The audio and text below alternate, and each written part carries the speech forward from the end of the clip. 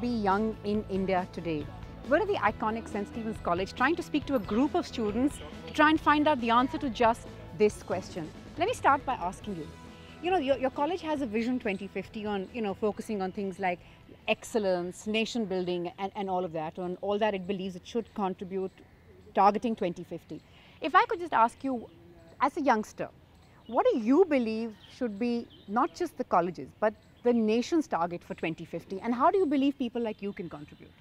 I think that one prime objective for anybody in this country is to improve not just the quality of education but the access to education. So it's not just about a bunch of colleges going out and imparting quality education to a bunch of students, but moreover across class, across caste boundaries, across regions, allowing children to come up, because I think that's the panacea for all ills in society. So I think education is something I would look at as one of the most imperative visions. Right.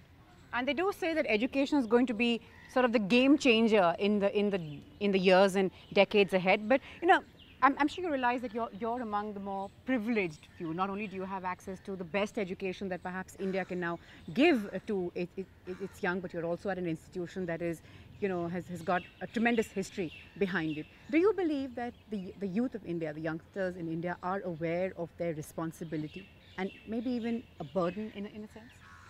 I think not everybody is, because not everybody is that well aware in general. Like it's like mainly the privileged lot who in general like talk about issues like social issues and all. And I think what we do, even though we're in a privileged institution, what we do is we talk about more like theoretical stuff. Practically we are doing very little, like groundwork, field work, that's very little here in India. But do you see that happening around you? Sort of, do you see the cynics would perhaps say that, what are the youngsters really giving back? How many are focusing on giving back? Do you think that that's sort of a fair way to look at this generation, or do you believe we need to do more, doing enough? I mean, yeah, I think our generation can do more. I mean, with regard to how we contribute to society, I think a lot of people, I was just reading an article recently on how India is a target of brain drain. Brain drain is basically the flight of skilled minds leaving the country. And I think that's because of bad opportunities we have. And I think the number one way we can give back, as far as development of the country is concerned, is through the UPSC. And I think that is impossible until the segregation is removed, because, we've got all these different quotas and all that. And I understand the theory behind it, except the theory is something and the application of the thing is something else. So I think it's not fair to tell us that we aren't giving back. We're giving back to, as much as we can. But we have very limited opportunities in India. Right, and you're saying make it easier, make it a level playing field, if you really want people to give back in that sense. But how much time do you see, being devoted to issues like this among your peers? I mean, how much talk goes in figuring out, what we're going to do with society around being in third year, it's like a lot of problem and a lot of pressure that, okay, what are you going to do? And okay, like there's placements and everything, there are a lot of problems. And you kind of get like mind boggle, okay, where am I right now? Am I doing the right cause? Am I doing it right way? So you have a lot of competition, and yes, there are people who say that what are we giving back? But it's not our fault also, because there's so much population that everyone is at the same par and everyone is like the same company. Kind of gets really tough for all of us. I have to ask you, when we talk about giving back, do you believe that as a Stephanian there's sort of more pressure or on you, or the eyes are more on you, or is that just the perception of the world outside over there that we expect greater things from Stephanians, from institutions like St. Stephen's? Yeah, I think it's quite natural considering the kind of history and the lineage that we do have. I think it's not wrong if there are certain expectations of us. But I just feel like, when it comes to expectations as youngsters, there are striking examples in our society. Like just yesterday, I was reading about this girl called Ishita Chaudhary. Back in 2002, when the Godhra riots took place, she was a 17-year-old studying at Shri Ram College. As of today, she's a 29-year-old who's the managing director of this organization called as the YP Foundation. I think it's just, it's all about, like Himaki said right now, we have placements, we have opportunities. It's just that single-minded determination that we require. Do you believe that we've as a society become one that sort of likes to go after the straight and narrow, the tried and tested? It's often said that India is not a nation of people who are risk takers. Do you believe your generation is the one that's looking to change that, taking more risks, going out there, putting yourselves out there? Yeah, there are certain paths, chosen paths, which people it's a kind of established thing. Like if you follow this path, you have these things sort of ready, and it's kind of you can take It's for sorted guarantee. for you, it's set yeah, for it's you. sorted for you, and the fields are basically the science-based fields. But now people are moving out of the stereotypical ways, and they are taking different streams altogether, and they're making a mark for themselves. So I believe that the trend is changing, though slowly, but then it's changing. So that's And is there a lot of sort of conscious talk on campus? Is there, or is it just like the mundane? What goes on, when you talk about these big things? I noticed inside there was a lot of focus on Palestine, for instance, at the moment. There was a lot of conversation going on about that. At the same time, there are all those who say that today's youngsters, tend to be insular. You think that that's fair? I would say that people devote a lot of time to discussions. As you can say, they are endless, like 4 hours, 5 hours. But the end result is nothing because they don't do practical work, like the field work that my friend said. And that is very important because you can just blabber anything, but you need to do something to see a change. Right. What about you? You were talking about mindsets, and that's of course going to be the big challenge. Yeah, it's really like mindset is one thing which needs to be changed, and that's not just for us, but like in India also. There are certain things which are looked at with a certain kind of view, but it doesn't deserve that view. I mean, the logical part should also be seen. So I guess the mindset is something which really needs to be changed about each and everything.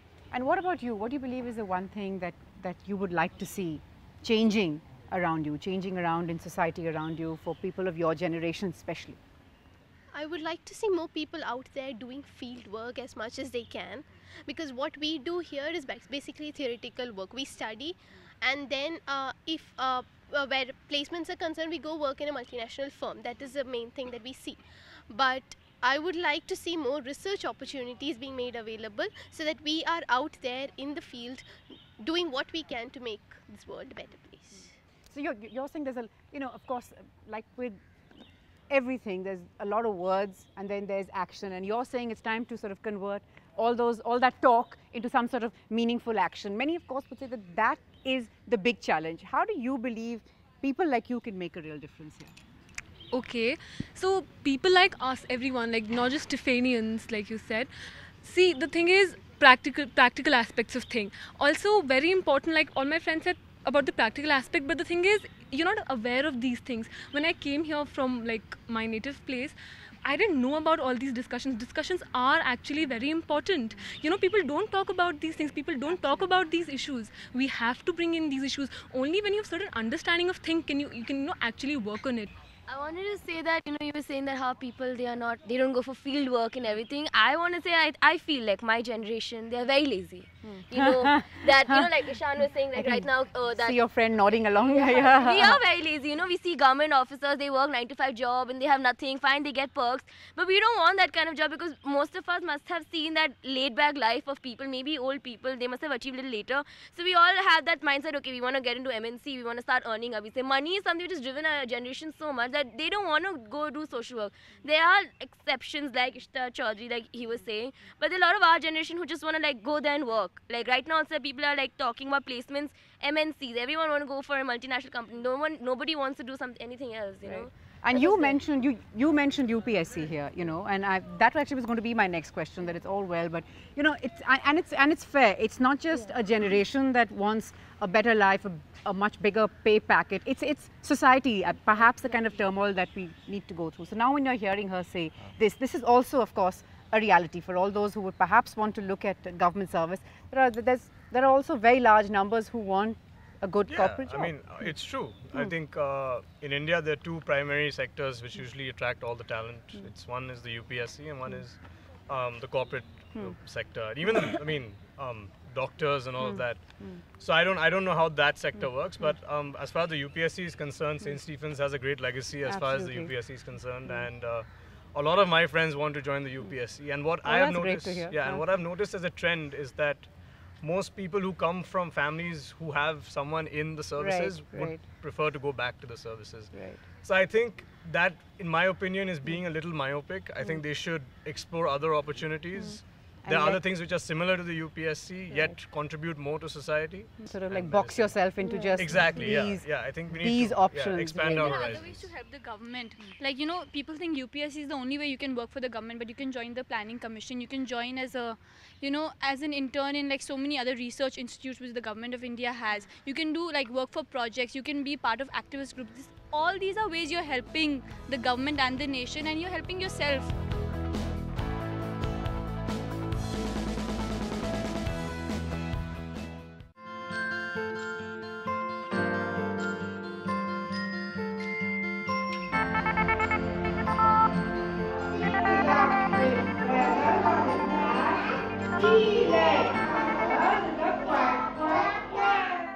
We're joined by Mrs. Sangeeta Rautji. She is an education expert. She's been working in the education field for a long time. We're going to talk to her about, do our schools prepare our students for future? Yes, if you take it broadly, I'd rather say yes, they do to a certain extent. But then exactly what is the extent is the question that we need to ask ourselves. Because when you talk about future of a child, we are talking about future success. So success, if you take it, it would be monetary, it would be otherwise. So these two things, yes, the education system does prepare us to a large extent. But then if we take it the broader perspective, yes, there are certain changes that definitely need to be incorporated. One of the biggest criticism of our education system is the fact that students just mug up the answers. They mug up the classroom notes, regurgitate that, go to the exam, write it down. From standard 7 to standard 8, when they go into the next standard, they forget what they have learned. So do you think that needs to be changed? Definitely, because you see, during the schooling days, the children are actually picking up certain skill sets. So that needs to be in place, definitely. But incorporation of fresh ideas is definitely very, very important for us. Like you see, some boards, the national boards have incorporated things like HOTS, the high order thinking skills. Then clubs like the Integrity Club have been incorporated this by the boards. So what happens is that in this way the child becomes a more positive member of the society. So that's one way of incorporating a child's future. Apart from that, you know, if we could put in some more emphasis on learning on the job. Because you see, in the current scenario, a PG degree, a post-graduation means actually enhancing of knowledge, not skills. So if we could put that into picture, apprenticeship models where a person could learn on the job, these two things definitely need to come into the picture.